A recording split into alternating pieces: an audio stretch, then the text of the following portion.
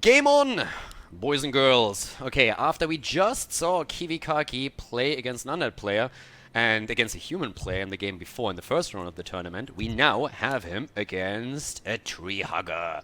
Down to the bottom left, KiwiKaki hailing from Canada, starting us off with a barracks, not with that insanely fast tech that he showcased in the last game, but all the way up to the top right. It is Walter hugging a tree here. So the one thing about Walter is that he is actually one of the most successful players within this tournament. So we're playing on the Azeroth server. This is a North American Cup. And yeah, there's very little else to say about it. I mean, we are still dabbling a bit in Warcraft 3 here.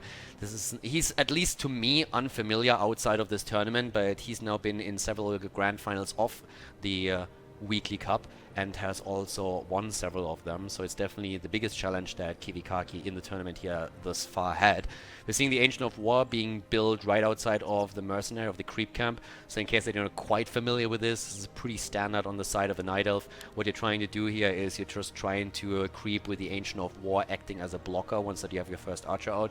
Keeper of the Grove these days is basically the hero choice. Now we have an upcoming PTR patch that's most likely going to change this slightly, but for now the Keeper is still the choice to make. Entangle is insanely strong, Treants are fantastic, so there are very few reasons to go for another hero than the Keeper of the Grove.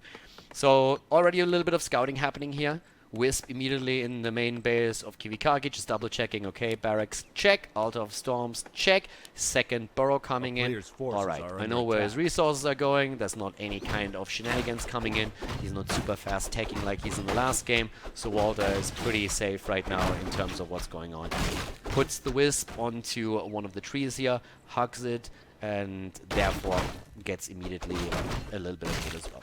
Alright, so with the Keeper in, already what you're looking for is you look for a little bit of initial easy experience. You're getting Gloves of Haste here. Ideally, you want to have stat items, but also the increase on the attack speed is pretty nice. And this is exactly what we're seeing with the Ancient of War here as well, so the blocker function of the structure. I mean, back in the days when you're thinking about Reign of Chaos, for example, the original Warcraft 3, we've even seen mass Ancient of Wars being built. What? Okay, didn't quite see that coming. So KiwiKaki going for a Beastmaster playing Rexa here. Didn't really quite expect him to do that, but as we said in the first game already, KiwiKaki loves to go for unorthodox strategies every now and then. Didn't really think that he would commit to a Beastmaster super early in the game here, but hell, why not? So already starting to creep here with the help of the Quill Beasts, and yeah, this is already promising to be quite the fun game at this point.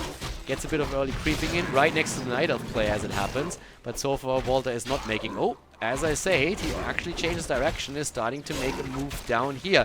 Here comes the immediate ensnare. He doesn't see it yet though, but KiwiKaki sees it and he wants that archer, and that is insanely unlucky for our Night Elf, but as it happens, Night just falls and the Shadow Meld keeps the archer alive at least for now. Even more ensnares are coming through the camp, but also the hitting, the grunt, and also the entangle is there too, and that's one of the main problems when you're going up against a Keeper, that those entangles are just horrific to deal with, especially if you have units that cost quite a penny, which is exactly what's happening when you are playing Orc and you have grunts in your arsenal. But at least for now, KiwiKaki putting quite a bit of pressure onto the Keeper here, already very low. Of course, Night Elf can always rely on Moonwells to get that mana and the HP back, but he's already more or less depleting all of them. So the pressure play that we're seeing here early on from KiwiKaki, bit successful, but the big problem for him is he lost that grunt and he didn't kill the archer, so we're having level 2.5 for the Keeper. And we're seeing just a half a level on the Beastmaster. Hunts are already being produced here, as we're seeing right here. You have even the Ultra Vision, so a little bit more vision for him as well. And in the meantime, double checking in the main base of our Orc player, we see the Launch coming up. So if you already take the damage on the grunts and you want to have healing yourself so that you can at least heal them up again and then start creeping once more, maybe pressuring the Night Elf as well. Down here to the bottom left, we're also seeing the Great Hall nearly completed. And to be honest, at that point, I really just want to see what exactly the second hero choice is going to be on the side of KiwiKaki. I mean, he has, at least for now, the Dust of Appearance as an inventory. That's going to be super important if he goes up against Walter again in a fight and the Shadow Meld comes through, because that's literally what he can use to protect those units and then take them down. Final death punch right there. Ogoroya drops, Claws of Attack +6. Nothing in Formula Tavern. Surround attempt here against the illusion. Alright, I mean, that worked out for Walter. Unfortunately for him, that probably also means that he invested another Entangle on that. That's a bit of mana drop that didn't really have any effect on him. But yeah, let's see how Kiwi plays it. Kiwi with a Shadow Hunter as the second hero here, and we're seeing the Spirit Lodge now also being built. Now there's a couple of elements that really come into play here. If you're going up against NightElf, a lot of players will, in general, if the map has a mercenary camp, go for mercenaries and get a Forest Troll Shadow Priest. They have this spell, and then you can use that to dispel the Entangle, because you can see that that is just a massive problem. Kiba has a huge range on that shit, and that's another grunt down, for free basically. So you just catch your opponent, you drop the Entangle, you have a couple of units available as well, you pressure, and then you take that down. And that's exactly what's happening here. If you can't get a Forest Troll Shadow Priest, then any kind of dispel that you have within your own race and your structures is going to be important, and the Spirit Lodge with Shamans could, for example, provide exactly that. But Walter is starting to pressure right now. He has an expansion building up to the top left after he's creeped the spot, and he's now trying to apply some pressure against the Orc player to keep him in his base. Now, with the Hunters at the front, they are unarmored. And if you're a little bit newer to Warcraft 3, this is one of the most important things that you need to learn, that every unit has a specific armor type, and every unit has also a specific attack type.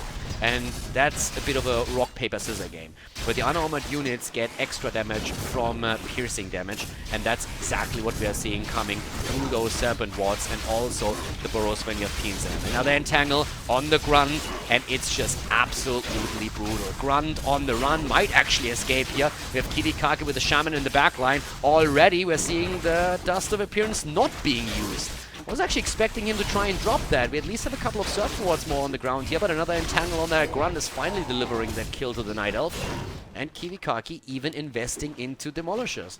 Now, a couple of you might now ask, if you're not familiar with the game, why the hell would you build Siege Units in this case? But we're coming back to exactly those armor types again. If you have unarmored Hunters at the front that the NightElf uses, so to say, as blockers, then having siege damage is absolutely awesome, because you do extra damage against unarmored units. So that's something that you will occasionally see here. So it's really that rock, paper, scissors game between units and who they do extra damage or reduce damage to. That's going to be important here. Just in general, though, when you're looking at the game right now, for Walter, things are looking pretty solid. He has a level 3.5 Keeper, is currently still relying on a single hero, but we're seeing him with a tech into tier 2, nearly completed. Once you have the Tree of Ages, you can go for that second hero. He has an expansion running as well. When it comes to tech, KiwiKaki is ahead, but he can't really capitalize on it just yet. So he has a couple of Shamans at least. He's trying, of course, to level that Shadow Hunter, because especially with those Serpent Wards, if he has those on level 2, or later on, maybe even on level 3, they do a huge amount of damage. So ideally, he wants to just get some experience here, but for that to happen, he needs to take a few of these camps, and Walter is just trying to attack him wherever he can, and moves in again, trying also to steal the item away here. Ogre Magi is still in play, first Shaman is down, and we're also seeing that Ogre Magi maybe not even appearing in play. Walter has an Alchemist now too, pressures KiwiKaki even more, and this is not looking pretty. Then another Shaman goes down, the Glaives are bouncing, a few of those Hunters will fall eventually as well, but Walter is currently on 40 supply, and KiwiKaki with 39 is losing unit after unit. Down goes the Demolisher, and the Shaman has also fallen. Low mana on the side of the Keeper. The thing is, he has nothing to really lock him down here. The Shadow Hunter is already running, and we're seeing the pressure now also accumulating on the Beastmaster. Only level 2 for him. Quill Beast, they dish out piercing damage as well, but you don't have them on level 2 just yet, and that's a problem for KiwiKaki for sure. 35 supply against 39, and there's an expansion working in the background in favor of Walter. The pressure is there. He's trying to go for the Demolisher, but not even the Alchemist wants to commit this heavily into the base. Up to the top, once again on the run, the Shadow Hunter. Good luck running from Huntresses. That usually doesn't really work out too well for you, so he's trying to somehow save that Shadow Hunter, but I can already spoil you that surprise a little bit. That bad boy is going to fall eventually, and he just did. So the Shadow Hunter is down. That gives level 4 to the Keeper, and he's just looking to complete the creep here. So good creep jack from Walter. Well done by him, keeping the Orc on the back. Super important for him. Keep him low, never allow him to really take any kind of game control. Alchemist is on level 2 as well. Walter is still on 50 supply. We talked earlier about no upkeep versus upkeep, and what he's trying to do is make sure that he doesn't have any upkeep costs. KiwiKaki realizes all of that, and he's basically saying like, dude, this isn't quite working out for me, but you know what? I have those Demolishers for another reason.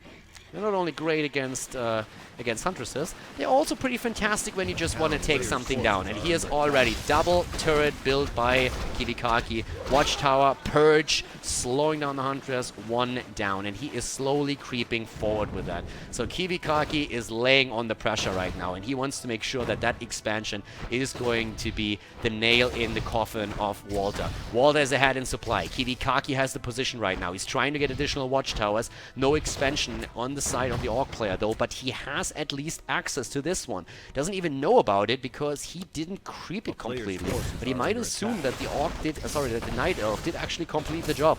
So by now we have double catapults, double demolishers. We're also having another watchtower about to be completed, and we have serpent wards. All of this on level 1.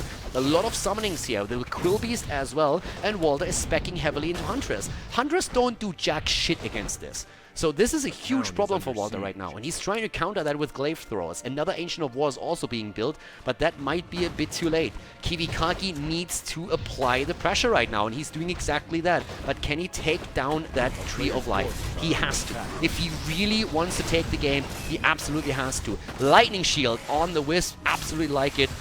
More and more Wisps are going down, but we have a double glaive thrower already. And this is really what is going to be making it a little bit more tricky for KiwiKaki. He's still applying the pressure. Walter, 58 supply for him, 48 for KiwiKaki, already pressuring even more onto those demolishers. Glaive throwers, my bad. Purge and down. Already 1 down, but here comes the Alchemist. Alchemist again, trying to also get a little bit of healing in. Demolishers still applying some pressure. No mining on that base for Walter at this point. Still everywhere. Serpent wards, but only level 1, as we said before. Same true for the Quill Beast, but level 3 is really close. He doesn't have a shop here. Builds another watchtower, but he doesn't have a shop. Tries to snipe another few of those siege units, and if he gets the glaive thrower, it would be fantastic for him, and he actually takes it down. Another glaive thrower gone. Level 3 for the Beastmaster. Level 2 on the Shadow Hunter. More and more siege units. Scroll of Beast being used. Scroll of Speed being used. Glaive thrower in the back still. And Walter is starting to really feel the pain here. Especially those demolishers doing so much work against the unarmored Hunts. Most of them already low. And KiwiKaki is definitely gaining a bit of a foothold in this game again. Once more trying to push out to take down those glaive thrower. That's the biggest threat to his structures at this point. Another Shaman falls, but with the help of all of those peons, KiwiKaki is doing exceptionally well here. And Walter has to retreat once again. Perfect time to turn around and try to go for the expand, but look at that, the Purge hitting the Keeper. Gets a bit of damage in, but not enough. And now the expansion is fair game. And that's exactly where it's headed. KiwiKaki immediately setting his eyes on the prize, going straight in and dropping those demolishers, trying to take it down, and Walter accepts it. He doesn't even try to repair. He knows this is a foregone conclusion. Tries to mine as much as he possibly can. And now all of a sudden KiwiKaki is back in the game. Demolisher on the side of KiwiKaki. We have 3 in total. Here comes the Voodoo Launcher we've been asking for a little bit earlier, trying to make sure that he gets the mana and the hit points back. And he could literally try to expand up here if he makes sure that he gets a few more towers in. Another glaive thrower about to fall. Might actually not just get it. Yep, there come the trees, but there's the final blow. Good hit, and immediately bam, bam, bam, every tree is purged. The Shamans have the mana at this point. But look down to the bottom right. Tree of Life is being built by Walter right now, and KiwiKaki has no idea whatsoever. And that is really something that he has to sniff out eventually. Because right now, KiwiKaki feels like he's in a really good place. He's invested a lot of resources, don't get me wrong, like he built 4 watchtowers. He also built now that extra Voodoo launch. But eventually he has to send something over to double check what's going on down here. There's a couple of spots on the map where we could still see the NightElf expand. And KiwiKaki, no matter how he looks right now, needs to be cautious, because if Walter gets that base through, it's an issue. But also Walter is still in the low upkeep. He's at 56 supply, and KiwiKaki is on no upkeep. That gives him an edge right now. Again, the attempt to creep here, but we're having immediately KiwiKaki starting to push it. Also, what you just saw here, Staff of Preservation. It's basically a legal cheat code that NightElf have, where they can save a unit, and that cooldown isn't really too big either. You can also pass it from hero to hero, so that's something that's going to be really big. Mass Glaive Throwers, by the way. Not quite sure if that's going to be it. Oh, Scroll of Speed being used, and he goes in. Down goes one of the Demolishers that gives level 3 over to the Alchemist. KiwiKaki with a heal, and yep, that might be a problem. Beastmaster with the Town Portal. Has to move out here. That was a little bit too deep. That Scroll of Speed backfired massively. He rushed in, and then he realized mistakes were made, and he rushed out again. So down here we have now tier 3 started, but again, my big question is, when exactly is KiwiKaki going to realize that there's an expansion attempt? He's already starting to move over, and he should see that fairly soon. But in the meantime, Walter's just cleaning house. With that amount of glaive throwers, you want to get rid of those pesky watchtowers. You want to make sure that he doesn't have a position there.